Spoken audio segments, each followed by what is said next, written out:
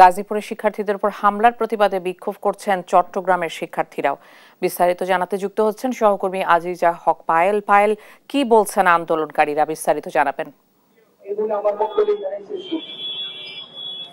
আমি আছি এখন চট্টগ্রামের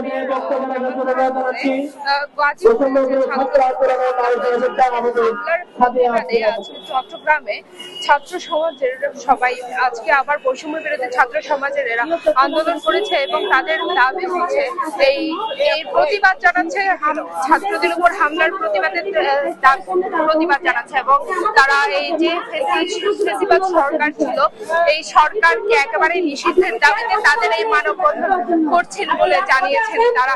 এই মুহূর্তে তারা যে বক্তব্য রাখছিলেন এই বক্তব্য আমরা সরাসরি শুনছিলাম। হাসিনাকে দেশে আনার জন্য আপনি কি করেছেন? আপনি এই বিপ্লব চলাকালীন, আপনি আন্দোলন চলাকালীন আমাদের ছাত্রদেরকে ভাতের প্লেট থেকে ছুড়ে নিয়ে আসছেন। আপনি কাউকে বাসায় থাকতে দেননি, এরকম পরিস্থিতি করেছেন। এই হাসিনাকে দেশে আনার জন্য আপনি কি করেছেন? এই আওয়ামী লীগকে, এই ছাত্রলীগ প্রকাশ্যে এসে কিভাবে রাতের অন্ধকারে কিভাবে এখানে স্লোগান দেয়, কিভাবে আমার ভাইদের